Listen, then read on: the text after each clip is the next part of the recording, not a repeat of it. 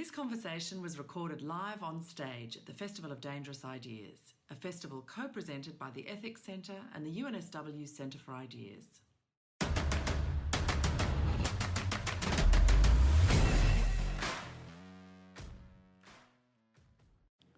Now, this afternoon we've got the great privilege of having Pankaj Mishra join us. Pankaj is an author and essayist. His books include From the Ruins of Empire, The Revolt Against the West and the Remaking of Asia. And bear that book in mind and its title, because I think there's some very deep insights in this later book which go back to some of his analysis there. And this was the first book by a non-Western writer to win Germany's prestigious Leipzig Book Award for European Understanding. And then there was The Age of Anger, A History of the Present, published in 2017. Now, Pankaj Mishra is a columnist for Bloomberg View. He's a contributing writer at the New York Times. He writes literary and political essays for the New York Review of Books, The Guardian, The New Yorker, and the London Review of Books. So anything you want to write for of quality, he is writing for. And he's writing also for other American, British and Indian publications. In 2009, he was nominated as a Fellow of Britain's Royal Society of Literature, and in 2014, he received Yale University's Wyndham Campbell Literature Prize. Please welcome Pankaj Mishra. Thank you. Now, if you haven't yet had a chance to read Age of Anger, then you're in for a treat, and I recommend it to you because it's not just about history in terms of events.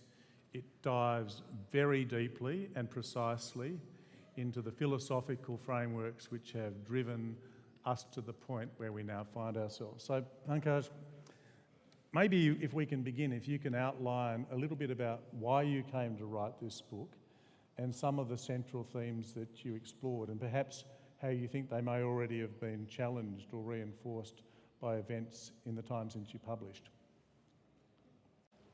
First of all, thank you for a very generous introduction. Unlike most of the books I've written, this one was really compelled by political events, and very specifically a huge earthquake in India, political earthquake in India in 2014, when a man who has been accused of complicity in a massacre, also been accused of actually supervising the massacre, was elected the Prime Minister of India.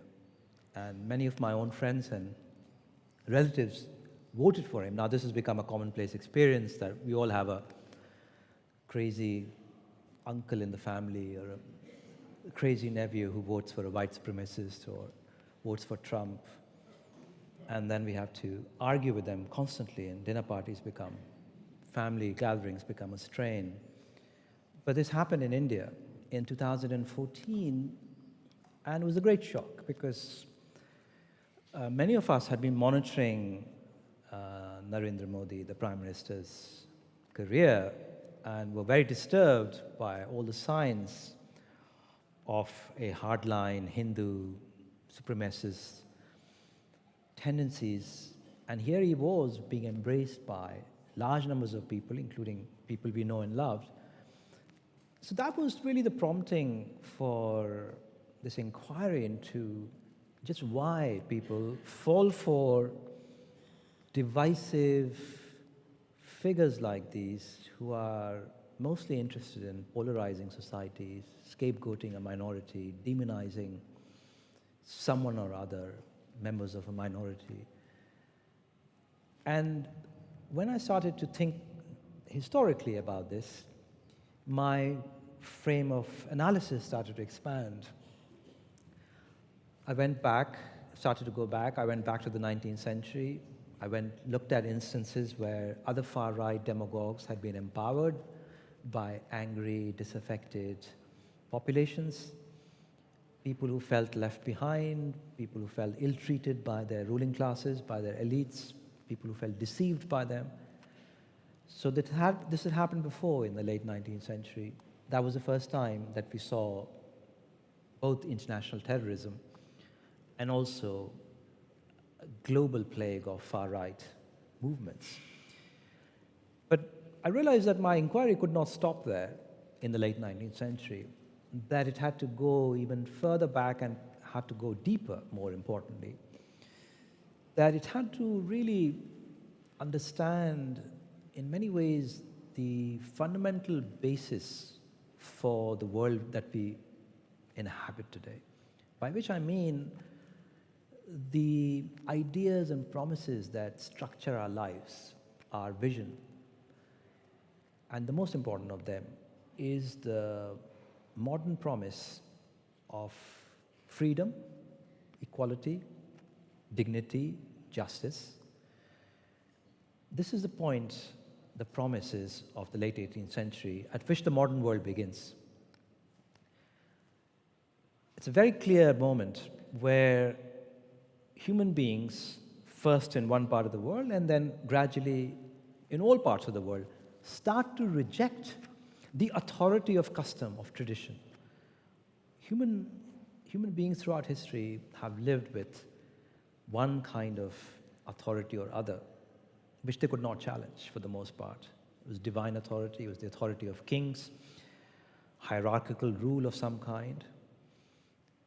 It's in the late 18th century that we started to conceive, human beings as a whole started to conceive of a system where reason, individual reason, became central and important in designing a society that is fit for human needs. We decided to reject the old society because it was too unequal, it was too unjust. We embraced the ideas of equality and freedom and justice. That is a moment we are still living through. I would argue, and I've argued in the book, that many of the problems that we see today is a result of those promises of equality and dignity, individual freedom, being frustrated, denied periodically. Our moment is special because this is a global conjuncture. Globally, the promises of equality and justice and dignity have never had greater purchase. Even in countries like India, hierarchical societies, upper castes on top, low castes, way bottom, even they have been transformed by this modern idea emerging in one part of Europe and then traveling to remote corners of the world. So we are now all in some ways aspiring for equality, aspiring for recognition, aspiring for dignity. But how do we achieve these goals? How do we fulfill these promises? For a long time, it was through citizenship in a political community, in a nation state. In recent years, it has been through growing prosperity, personal, individual prosperity, pursuing our self-interest in the marketplace. At different times, at different moments in history, all these ways of pursuing these modern ideals have been frustrated. And as a result, all kinds of dangerous, toxic political movements and individuals have been empowered. What we're seeing today is many ways a repeat of certain events in modern history, but on a much larger scale. On a much larger scale. That is why I keep saying our vocabulary, when we wish to describe what is happening today, we keep referring to words like fascism, populism, words that were first used in the late 19th century, in the early 20th century. Because in many ways our situation is not radically different. It is different. It's different in very interesting ways. But these crises, this kind of political rage and disaffection, we have seen before, but now we're seeing it on a global scale. And what it really represents in the long term is really the difficulty of designing a society where all of us, individuals, are accorded due respect, dignity, recognition. All of the struggles today are over these ideas, and one should not forget that when one starts talking about the left or the right. In fact, I've tried to stay away from the left and right distinctions in this book. I've clarified early on, I do not want to get into these moralizing distinctions, which are really which are aimed at claiming the moral high ground, claiming superiority over one side or other. So that is how really I conceived the book, focusing on contemporary events. And as I was writing it, Brexit happened, Trump announced his candidacy. Then the week I finished the proofs, Trump won the presidency. Did you think he would then, as you were doing your analysis? Were you looking at what had happened in India, Brexit, and did you more or less say, well, this will give rise to Trump's victory? Or were you surprised by it? I began to think as I was writing it, when Brexit happened, I realized that Trump's victory was very much in the realm of possibility. I felt there was a mood out there, a punitive mood, a desire to punish the existing regimes in America, also in Britain, also in Europe. And that mood will favor people like Trump because they were the only really candidates offering change in however distorted form. It was interesting. I remember hearing after Brexit, people in the north of England who overwhelmingly voted in favour of it were asked whether they thought it would make them better off. And they said, oh no, it'll just make those people down south experience what we've been going through. And it's a frightening thing. Now, in the book, there are basically I'll call them three major voices. There's the pre-Enlightenment world, which you've described with tradition, a religious authority often at work. In fact, a world which doesn't really belong to a world of progress because it's a world of rhythms and fixed positions and seasons, whereas the arrow of progress is an indicator of modernity itself. And then you've got two other voices who you contrast quite consistently throughout the book, one of whom represents the Enlightenment ideal of a Voltaire, which is for all of those things that you describe, but you've got the burr under the saddle is Rousseau. And I just wonder if you could unpack the difference between those two, because the debate between, if you like, Voltaire and Rousseau, you carry it through the whole book, really, as these two voices, and then we'll talk about how they get cashed out in a moment. Well, it's a very interesting debate, conversation between the two, because obviously the question arises, if you're going to move away from rule by kings, or rule by divine authority, what kind of society would we have? So the answer offered by Voltaire, among others, was that this is a society defined by individual self-interest, taste for luxury, commercial imperatives, desire for growth, for expansion. He was not the only one, obviously, at that point, but the design of the new society, and that is precisely the society we inhabit today, design a society premised on imitation, on people looking at each other, seeing somebody wealthier, and then wishing to keep up, to match their privileges and power. We still hear that rhetoric all the time. The competitive society makes for a wealthier, more stable society. So many of these ideas that we just internalized today were first articulated back in the late 18th century, but they were also criticized at the same time as inadequate, as dangerous. And Rousseau was one of the people who was criticizing these ideas. In recent years, in recent times, people like Gandhi have criticized those ideas. There's a long tradition of criticism. But Rousseau is someone who's right at the beginning and saying, look, the society premised on imitation and vanity is going to leave many people feel very inadequate, disaffected, restless, dissatisfied, because they'll be constantly comparing their lot, their situation, with other people's situation. And in that kind of comparison lies constant unhappiness, because whatever you have is not enough. Somebody has more.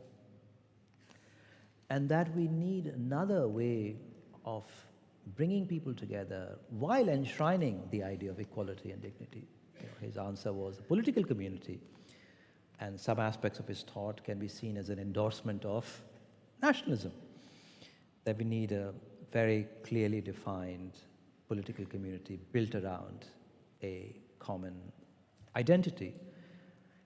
If you think about the events today, the hatred for the globalizing elite, the elite that's interested in pursuing its self-interest, making a lot of money for itself, and the nationalists who stand opposed to them, people who talk about the communities being left behind, the liberal elites who are deceptive, manipulative, and corrupt. In many ways, this is a reprise. This is, again, many of the terms of this conflict and debate are borrowed from this original debate that started in the late 18th century. So in many ways, the roots of our crises really go back. They go very deep. They are about the contradictions of the new society that started to come into being after the decline of the older hierarchical forms of society. So it's really a story of broken promises, isn't it? I mean, the vision that's created through the arguments of Adam Smith and Hobbes and the French philosophers is saying, abandon the past, embrace reason, embrace the enlightened pursuit of self-interest, and we will all be better off. And the promise is broken early on and broken again and again and again, but we now arrive at a point where there's this universal suffrage and people can now do something about it, which might be just destroy things, pull down the joint, an angry response. But it's not just happening, this phenomenon, in the liberal democracies.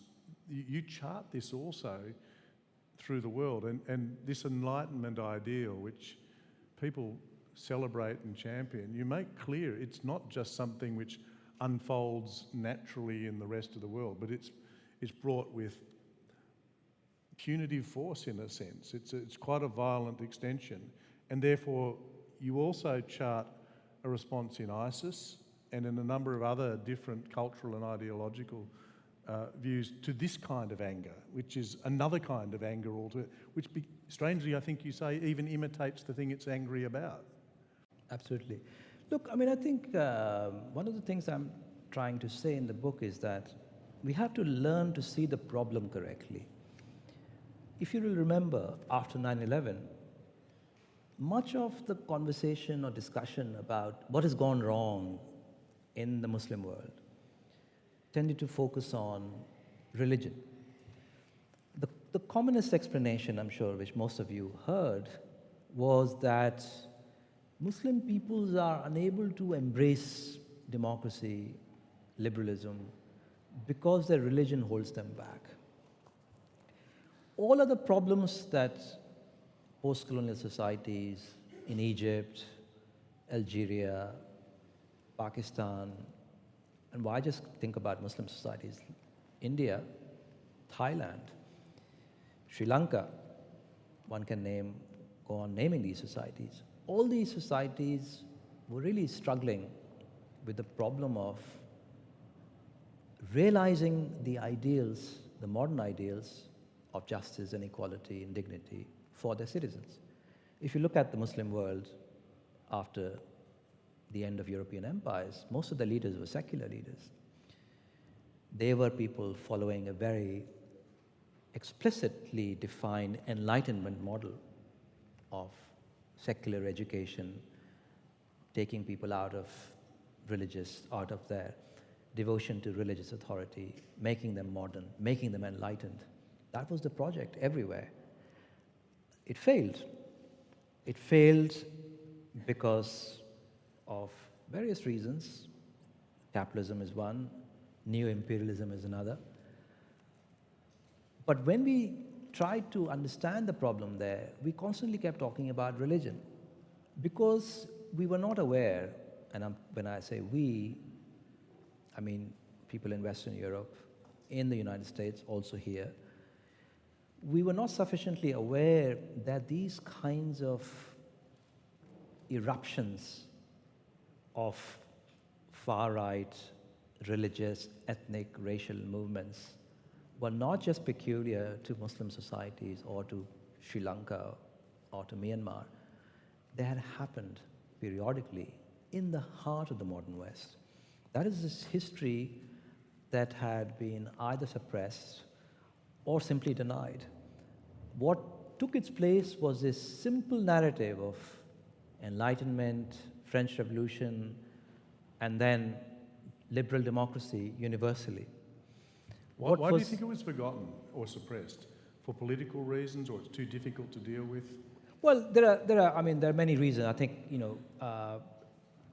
during the conflict with Soviet communism, Right. it was imperative to project this image of the West, a clean image of the West, Yeah.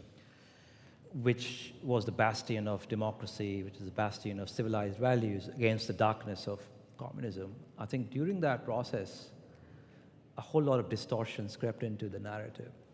If you look at writers, philosophers, historians, novelists of the early 20th century, they are fully aware. If you look at the people writing after the First World War in Europe, they're super aware of the problems of Europe, the conflicts, the breakdowns, the calamities. It's the post-war era, 1945 era, in which most of us were born, which induced this complacency about our own histories, that we forgot that so much violence, so much dispossession had gone into creating whatever prosperity that exists today, even amongst the privileged. It's fascinating you should say that, particularly when we think about saying it this year, because one of the true horrors that people spoke of with the First World War, which ended in, of course, 1918, a century ago, was that it was the thing that destroyed the idea of progress. Because up until that catastrophic and violent encounter, people had believed that there was some chance of perfectibility. Absolutely. And then it's finished. Yeah. And what you say is, I hadn't thought about it until you just said it then, Yeah. that we cannot afford to acknowledge that after 1945 because of the contest with communism. Yeah. But many of us are placed in the same position. Many of us are asking, whatever happened to progress? We thought the world was on the right track. Globalization was lifting all boats, or at some point would lift all boats. We had persuaded ourselves that we were heading towards sunnier pastures. But we are in the same position as many people were in the summer of 1914, when a calamity occurred, and we saw 4 years of mutual slaughter amongst the most civilized nations of the world. So people like Henry James or Rilke, any number of people, Freud, all the people we revere today, they were all utterly shocked, asking themselves, this is almost an exact quote of Henry James saying, is this what this last century was preparing us for? This is where we were all heading all this time? Because they had grown up in a very complacent era, just assuming that progress is a norm. They were obviously unaware of that this kind of progress of Europe had been achieved by immiserating, devastating large parts of the world in Asia and Africa. People in Europe were completely unaware of that at that point. People like Conrad were aware of it, but even that consciousness was partial. When he wrote Heart of Darkness, he was first confronted the devastation caused by European imperialism in Africa. But he was, in that sense, a singular figure.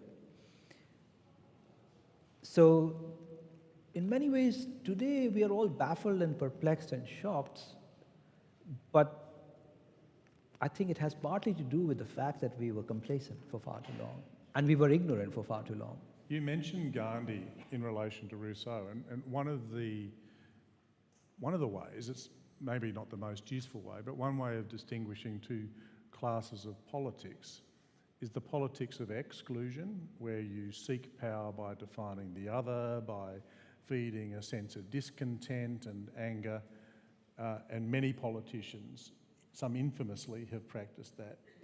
And then there's what's said to be the far more difficult politics of inclusion, and Gandhi is frequently cited as an exemplar of that, where instead of finding all the differences, you try to bring people in. Do you think there, in this narrative around the anger at the moment, which is clearly being stoked by those who see political advantage and even economic advantage in doing so, do you see the kind of politics of inclusion as an option? Because I think part of the anger is the sense of the hopelessness of there being anything else than what we have now. The politics of inclusion always suffers whenever there is an economic crisis. Whenever a small minority monopolizes the benefits of economic growth, for instance.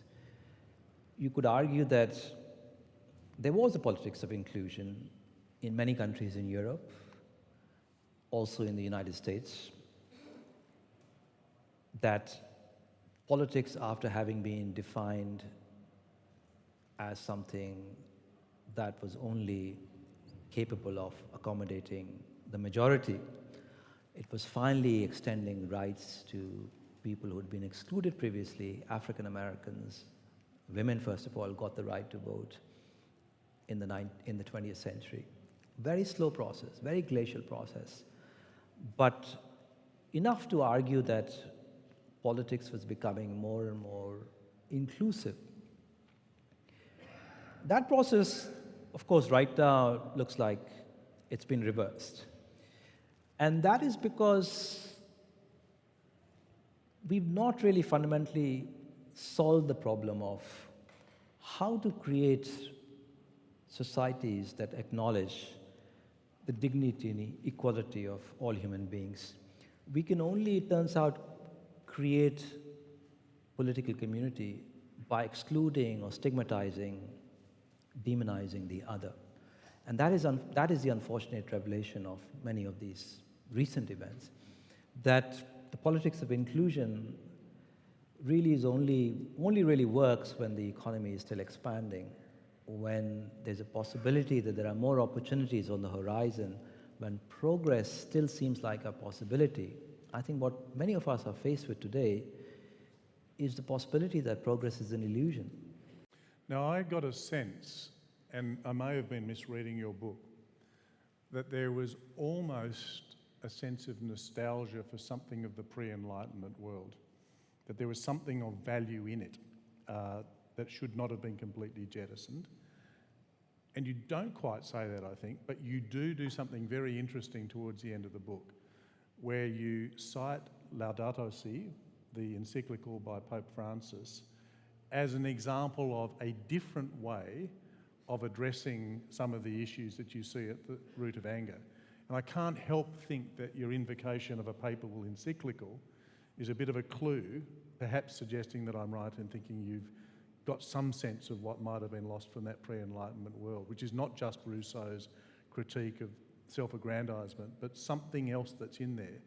Firstly, am I right in sensing that? And secondly, what is that thing that I may be spotting? No, you're right. I mean, I think it's not possible for me to dismiss the accumulated wisdom of centuries and centuries of human beings reflecting on their condition, coming up with these incredibly sophisticated philosophies, religions, whether it's Christianity or Buddhism. All of them have at their core a profoundly complex vision of what human beings are, what they should be doing in the world. Covers your subject, ethics. For a long time it was religious and spiritual traditions that offered an ethics.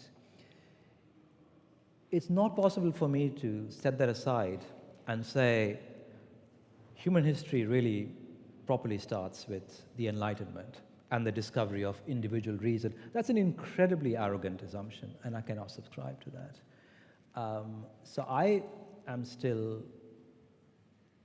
very loyal to traditions that have a large place for human values like compassion and solidarity, fellow feeling for the weak. All these values that in our arrogance or human arrogance of thinking that we can all figure out through our rational faculties or through our pursuit of self-interest, and that's enough. That's enough for a functional society to come into being. I think it's an incredibly arrogant presumption. And what people like Pope Francis or the Dalai Lama, or Gandhi for that matter, what they were insisting on is that we cannot go back. We cannot go back to the pre-Enlightenment era. We can only move forward. But we cannot also disregard the role of ethics in both private and public lives. That pre-Enlightenment world, though, not to gild the lily, also included foundational ideas about accepting your place in it, whether it was through things like caste or reincarnation or don't worry about this world, you'll find salvation in the next. And that may have given some comfort, but it was also a desperate position for some people to find themselves in. So the metaphysics and theology of it, some would say maybe was better left behind because it keeps you quiet but not happy, perhaps a simmering anger. Do you think there are things that can be taken from that older world, brought through, if you like, which can be an antidote to the anger now, which doesn't have some of those adverse effects or implications? Well, I mean, the simple thing is that it's impossible to recreate a system where the church is dominant or any kind of clergy is dominant. You can have these, Catholic bishops here and there becoming sexual predators, but you can't reinstitute the authority that they previously had. So there's no question of going back. I think with any tradition, what's important is what do you choose, what do you pick from it, and also to see how that tradition adapts, that tradition changes. Nobody can argue that to take one institution, the Catholic Church, has not accommodated itself to this new world, to the promise of equality and dignity, that it has not redefined the tradition itself. Pope Francis is one of those people who's doing it. Other popes have done it, and that's why the church remains relevant for many people, for billions of people. Buddhism likewise. The Dalai Lama, he's not sitting there espousing some 16th century, 17th century view. He's trying to make his tradition, his spiritual tradition, compatible with the modern tradition of science, of free inquiry. He holds dialogues, conversations with scientists. Now, I think to dismiss all that as simply some residue from the past, a superstition that we should ignore, is a huge mistake. It's a huge mistake. I think to simply imagine that we are wiser than all those people, billions of human beings over several centuries who also pursued lives of dignity and equality. And equality, by the way, is not just a modern idea. The Buddha talks about equality. His was the first voice against the caste system in India, a Brahmanical system in India. So a lot of these values are not the prerogative of the Enlightenment either. Okay, before we came out, I asked you, and we'll throw it open to questions in a moment, whether you were optimistic at this point in time. Because in a sense what you've said is there's a set of core values which were promised by the Enlightenment. The promises have been broken, even if the values and principles they offered were right. They're not radically different to those which went before. There's something else in the system, and we've got to this point now where a whole lot of people are disappointed, disengaged, and wanting to fight back. What was your answer when I asked if you were optimistic? Can you just repeat it? Well, I mean, I think it's difficult to be optimistic at this point, as I'm sure most people would agree. Because we have systematically deprived ourselves of the resources with which we could resist some of this madness around us in the world today. Go back to what I was saying earlier, the spiritual, religious values of kindness, of general welfare, of compassion, they didn't really disappear from the world. They were incarnated in different forms. One of its incarnations was in socialism. Socialism owes a lot to Christianity.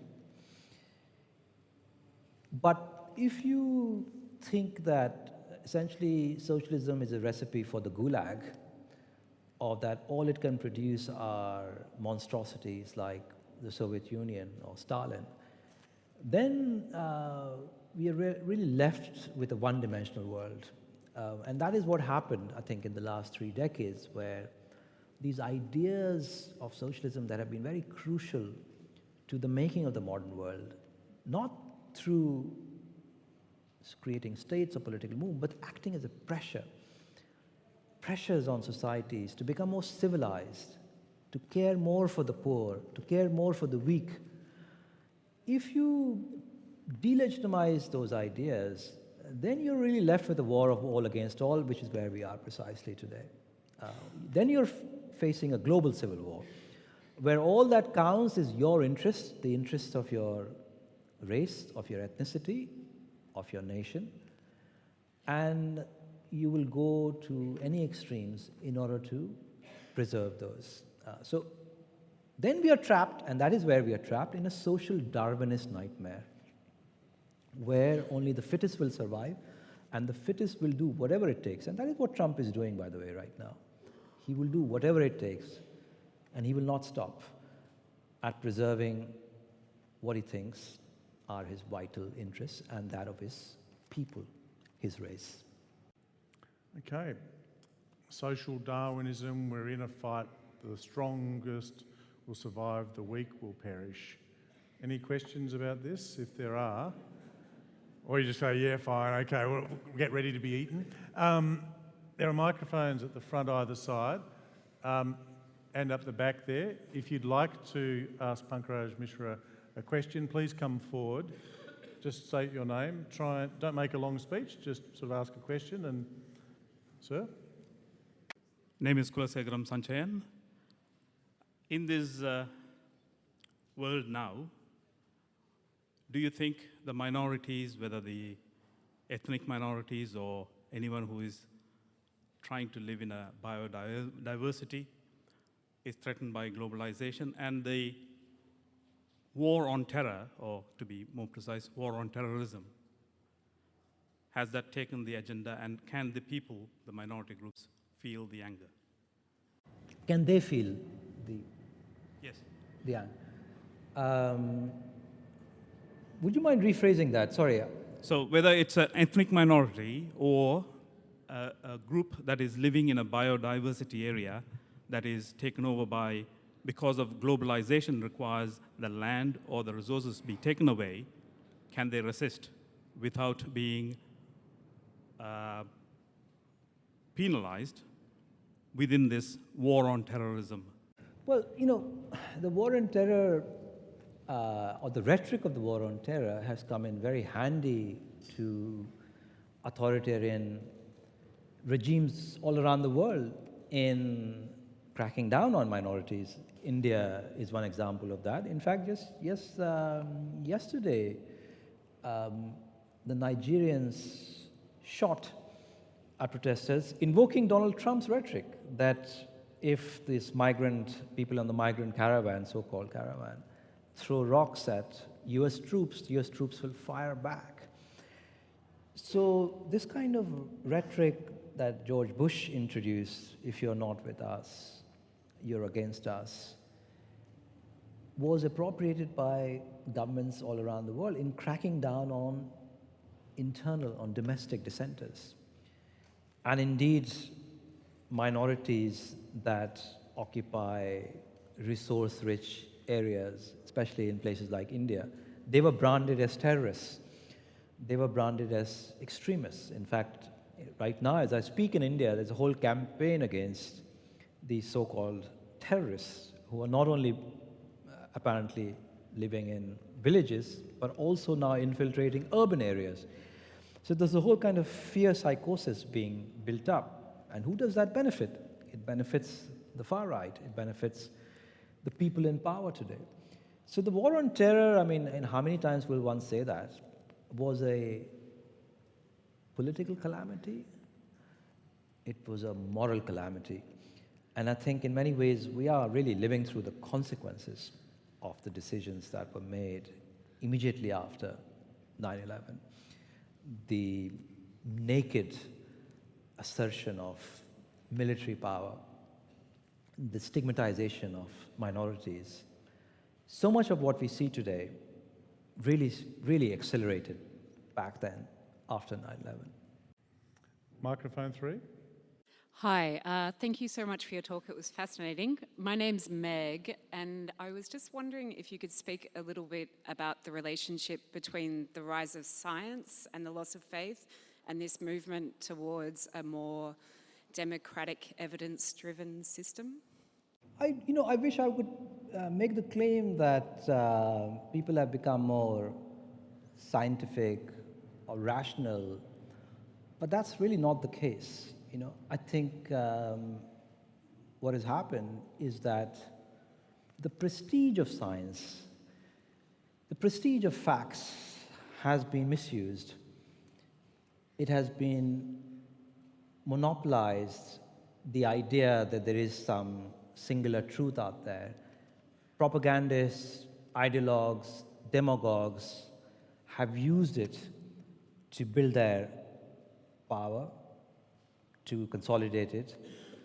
I'm not really sure. I mean, people have made the argument that there's a general climate of relativism, and that has contributed to the crisis we face today, that people cannot agree upon certain truths. But I think the real reason for that go much deeper.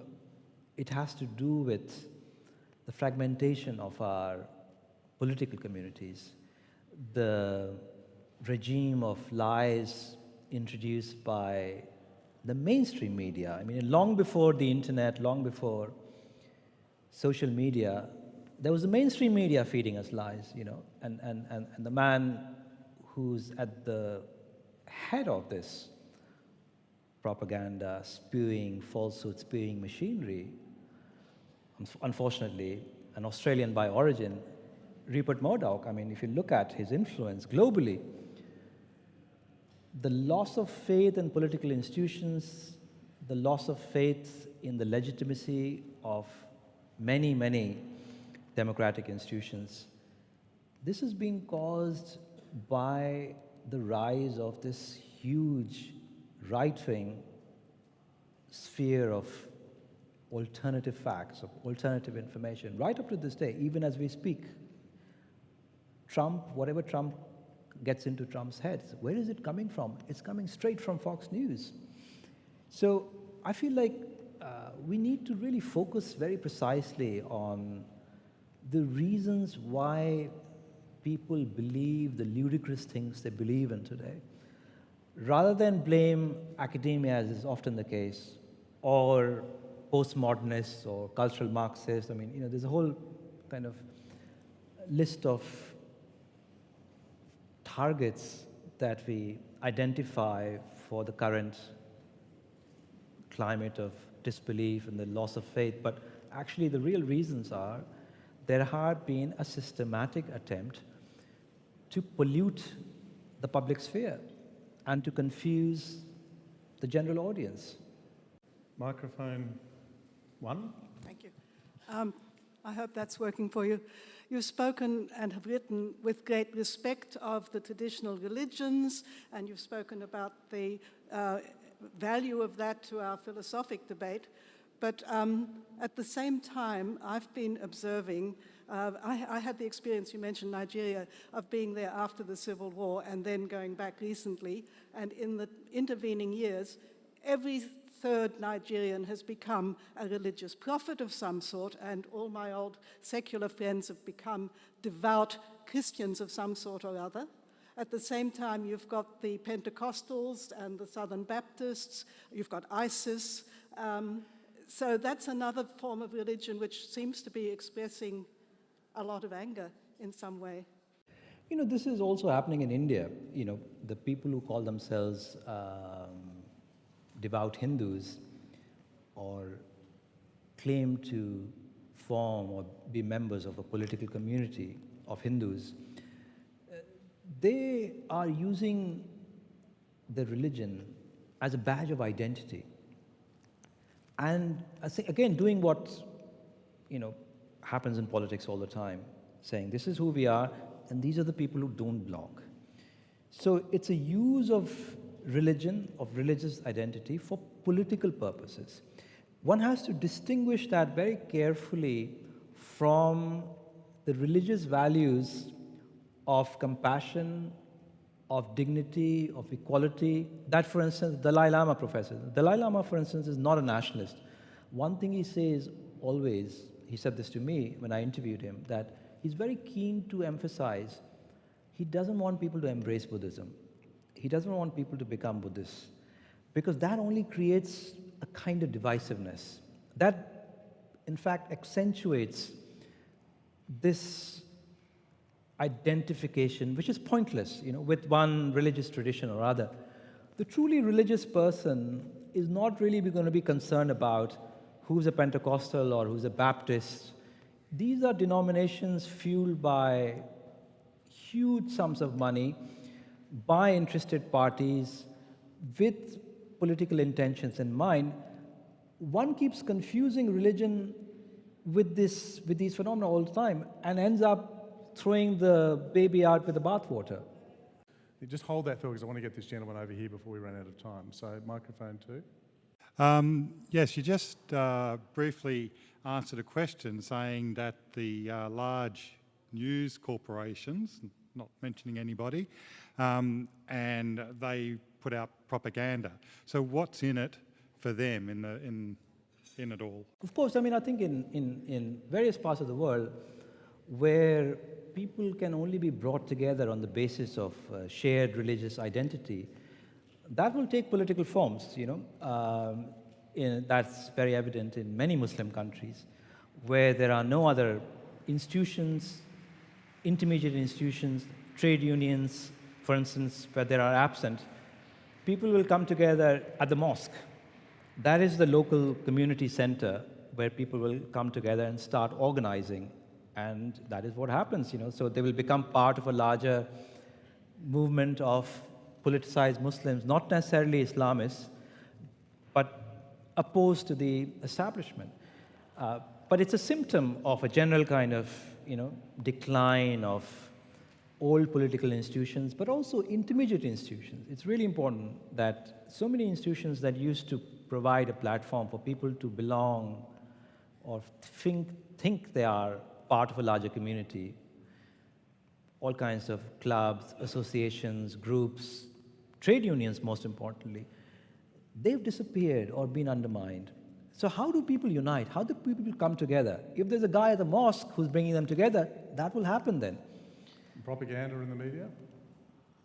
What is it in for them? It's very clear. I mean, you know, if you look at their business interests, if you look at the nexus of corporate interests, media, political interests, it's blindingly clear that the whole agenda is to keep a large part of the population eternally agitated, angry, and in one particular camp.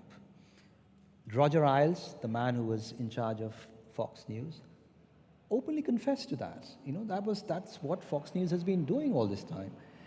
When we talk about, you know, identity politics or people on campuses demanding their sexual identity or transgender identity be recognized, and we blame them for causing the rise of the far right, we often forget there are systematic institutional forms of manipulation existing in our world today, where Murdoch sitting in California can influence the selection of a prime minister in Australia, where he has an influence over British politics, where his channels, he talks to Trump regularly, his channels are influencing what Trump thinks and says, and then egging him on, whatever nonsense, whatever rubbish, toxic nonsense he produces.